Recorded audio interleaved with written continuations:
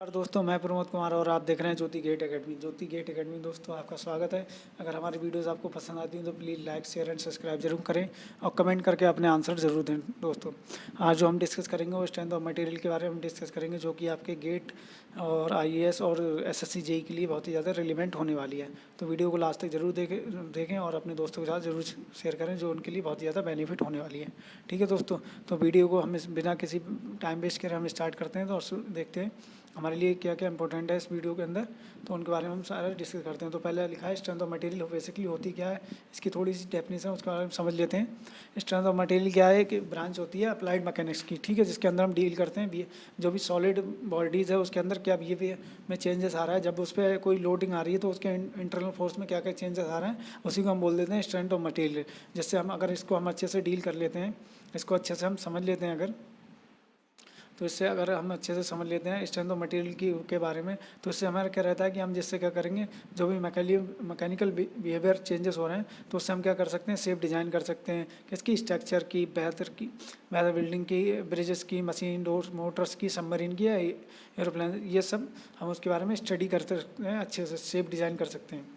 ठीक है दोस्तों, फिर हमारा नेक्स्ट टॉपिक क्या है, हम देखते हैं नॉर्मल स्ट्रेस क्या होती है हमारी। ठीक है दोस्तों, नॉर्मल स्ट्रेस दोस्तों क्या होती है, बेसिकली क्या होती है, stress is internal resistance of material offered against deformation which is force per unit. जब कोई होता है इंटरनल, जब हम कोई एक्सटर्नल फोर्स लगाते हैं तो उसमें क्या होता है, इंटरनल फोर्स जनरेट होता है।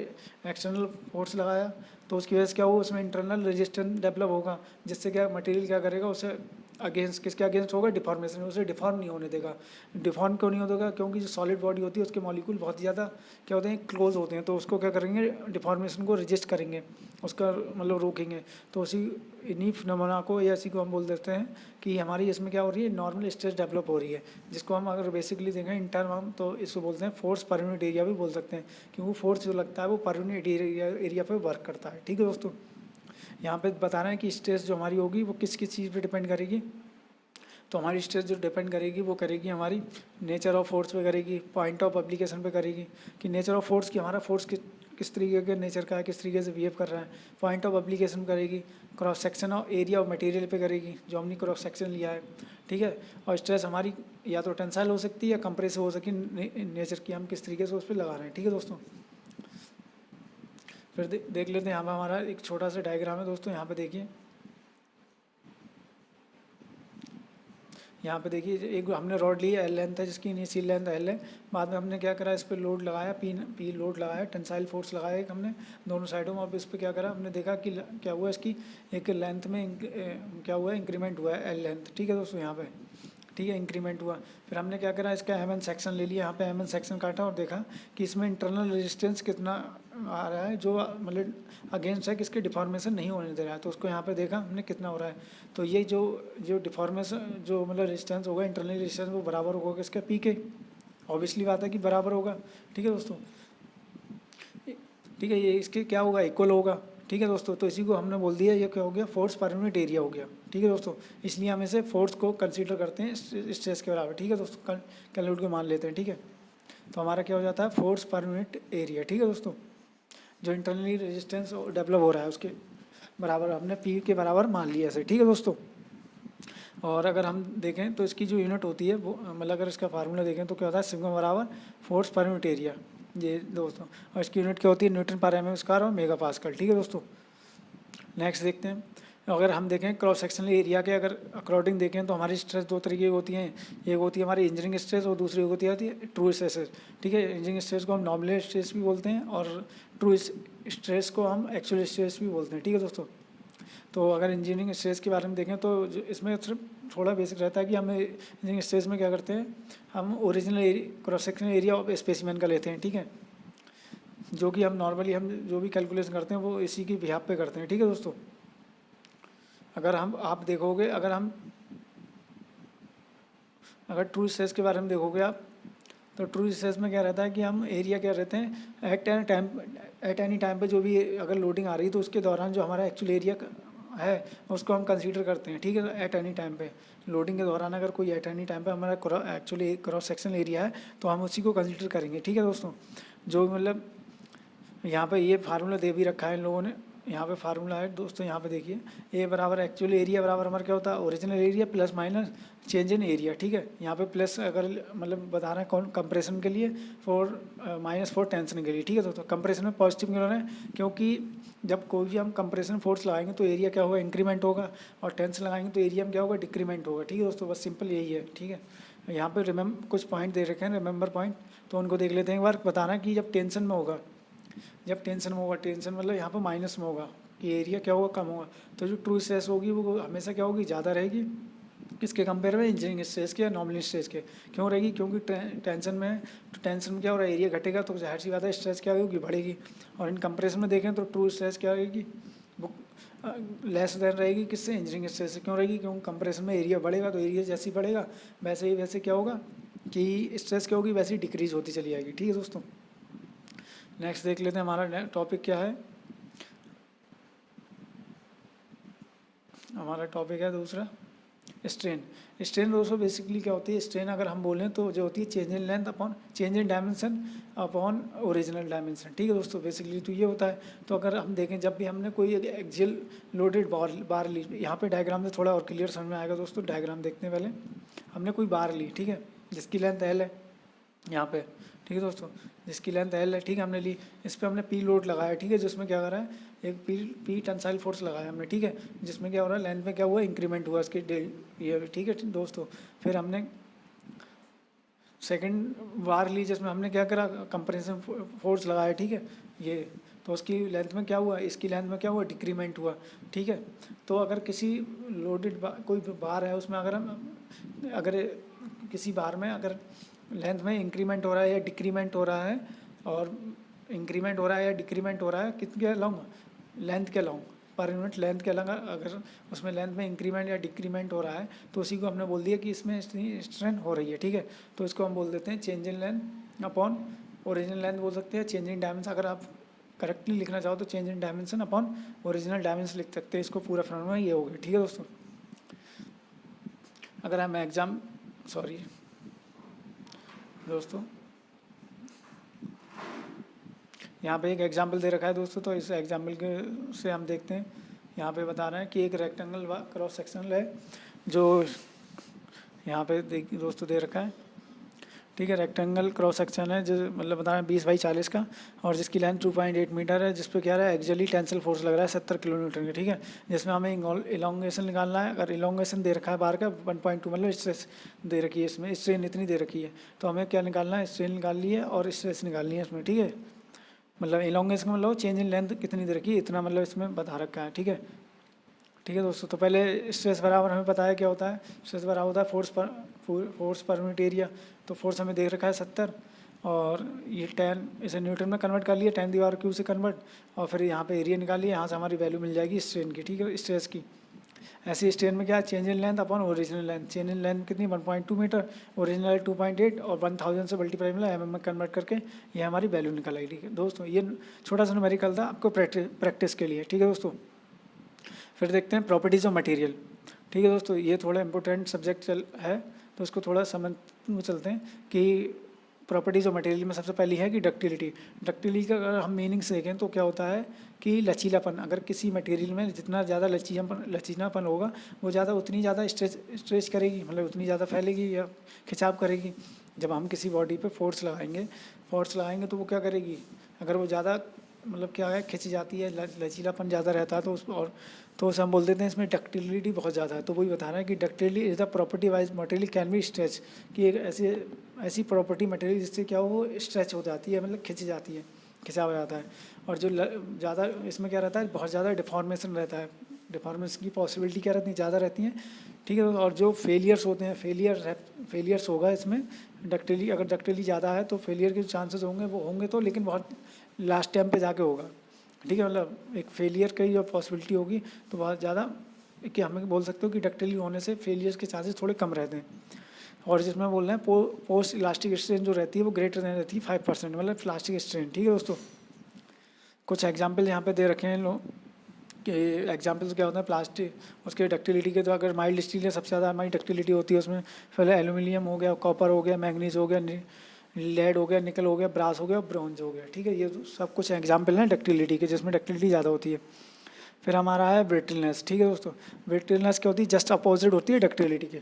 डक्टिलिटी इसमें क्या होती है, बहुत ज़्यादा कम होती है, कि कहने का मतलब ये एकदम ब्रेक हो जाएगा तुरंत ही, अगर आप इसमें हल्का सा ही फोर्स लगाओ तो क्या हो जाएगा, इसमें लचीलापन नहीं होता, बिल्कुल चटक जाएगा, तुरंत ही क्या हो जाएगा, टूट जाएगा। ठीक है, वही बता रहे हैं कि मटेरियल जिसमें जो स्ट्रेच ना हो सके, खिंचाव नहीं कर सके, तो उसी में हम बोल देते हैं ये क्या है कि इसमें ब्रिटलनेस है। ठीक है, और उसमें क्या होता है, फ्रैक्चर जो होता है, फ्रैक्चर क्या होता है, तुरंत हो जाता है, जैसी जितनी लास्टिंग लिमिट होगी उसके बाद ही क्या कर जाएगा, फ्रैक्चर कर जाएगा। बट डक्टिलिटी में ऐसी प्रॉपर्टी नहीं थी। ठीक है दोस्तों, बस इतना ही है। और इसमें क्या होगा, डिफॉर्मेशन भी बहुत ना के बराबर होता है, एक तो नेग्जिबल मान के चलते हैं। ठीक है दोस्तों, और इसका जो अल्टीमेट पॉइंट होगा वो सेम होगा, कि इसके फ्रैक्चर पॉइंट और अल्टीमेट पॉइंट क्या रहते हैं, सेम रहते हैं। ठीक है दोस्तों, इसके कुछ एग्जाम्पल देख लेते हैं हम। कुछ एग्जाम्पल कैसे हैं, जैसे इसके एग्जाम्पल हो गए, कास्ट आयरन हो गया, कंक्रीट हो गई, ग्लास हो गए। ठीक है, नेक्स्ट है हमारा मेलेबिलिटी। ठीक है दोस्तों, तो मेलेबिलिटी क्या होती है, मटेरियल की ऐसी प्रॉपर्टी होती है जिसके कारण क्या होता है, कुछ पीस क्या होते हैं मेटल के कन्वर्ट कर जाते हैं थिन शीट में, प्रेसिंग करके या कुछ और मेथड करके, जिससे क्या होता है, छोटे छोटे पीस के जो मतलब पीस होते हैं मेटल के, तो उनको कन्वर्ट कर दिया जाता है एक छोटी पतली सी थिन शीट के अंदर, तो उसी को हम बोल देते हैं मेलेबिलिटी। इसमें काम का मेलेबिलिटी है। तो मेलेबिलिटी क्या है, एक हाई डिग्री ऑफ प्लास्टिसिटी होती है। हाई डिग्री ऑफ क्या होती है, प्लास्टिसिटी होती है मटेरियल की। और जो हम बहुत सारे कामों में जिसको यूज़ करा जाता है, फोर्जिंग में, हॉट रोलिंग में और ड्रॉपिंग में। ठीक है, इन काम के अंदर यूज़ करा जाता है। फिर नेक्स्ट क्या है हमारा हार्डनेस। हार्डनेस क्या है कि जब भी हम किसी हार्ड सरफेस पे जब स्क्रैच करते हैं या उस पर कुछ टिक लगाते हैं, तो उसमें क्या होता है, उसको रेजिस्ट करता है। जैसे मैंने उंगली पे किसी ब्रिक पे या ईंट पे मैंने अपने नाखून से स्क्रैच करा, तो वो क्या करेगा, अगर उस पर अगर वो रेजिस्ट करता है उस स्क्रैच को या एब्रेशन को, तो हमको बोल देंगे कि इसमें हार्डनेस बहुत ज़्यादा है। ठीक है दोस्तों, तो हार्डनेस वही होती है कि इधर ये हार्डनेस इधर रेजिस्टेंट टू स्क्रैच और एब्रेशन, कि मतलब रेजिस्ट करे किसको, स्क्रैच को, एब्रेशन को, तो उसका हम बोल देते हैं हार्डनेस। ठीक है दोस्तों, ये दो तरीके से हम मेजरमेंट करते हैं। एक तो हम करते हैं scratch hardness commonly measured by Mohs test. ठीक है, स्क्रैच हार्डनेस जैसे हम किससे मेजर करते हैं, मोर टेस्ट, जैसे 1 से लेकर 10 तक की इसमें वैल्यू दे रखी है, जैसे हम कैलकुलेट करते हैं 1-2 के फॉर्म में। ठीक है, दूसरा है इंटेंशन हार्डनेस टेस्ट। ठीक है, ये 4 तरीके से हम करते हैं, Brinell hardness method, Rockwell hardness, बिकर हार्डनेस, नूब हार्डनेस। ठीक है, ये मेथड्स होते हैं किसको चेक करते हैं, हार्डनेस को चेक करने के लिए। ठीक है दोस्तों, नेक्स्ट हमारा है क्रीप। तो क्रीप क्या होता है कि एक तो ये क्या होती है, परमानेंट डिफॉर्मेशन होता है, जो मतलब जैसे जैसे टाइम मतलब पासेज होता है, वैसे वैसे अगर कांस्टेंट लोडिंग है जिसकी वजह से क्या हो रहा है, टाइम पास हो रहा है, तो उसकी वजह से अगर किसी स्ट्रक्चर में किसी मेंबर में अगर डिफॉर्मेशन, परमानेंट डिफॉर्मेशन आ रहा है, तो उसको हमने बोल दिया उसमें क्या हो रही है, क्रीप हो रही है। क्रीप जो होती है वो हमेशा मतलब कंटिन्यूस रहती है टाइम के रिस्पेक्ट में। ठीक है दोस्तों, मतलब जैसे जैसे टाइम बढ़ेगा वैसे वैसे क्रीप बढ़ेगी, और क्या होगा, कांस्टेंट लोडिंग के हिसाब से, कांस्टेंट लोडिंग मतलब स्टैटिक लोडिंग है मतलब। ठीक है, उसके हिसाब से क्या हो रही है कि जैसे जैसे टाइम बढ़ेगा वैसे वैसे क्या हो रहेगी, उसमें मतलब परमानेंट डिफॉर्मेशन या स्ट्रेंथ आती रहेगी, तो उसी को बोलते हैं हमने क्रीप है इसमें।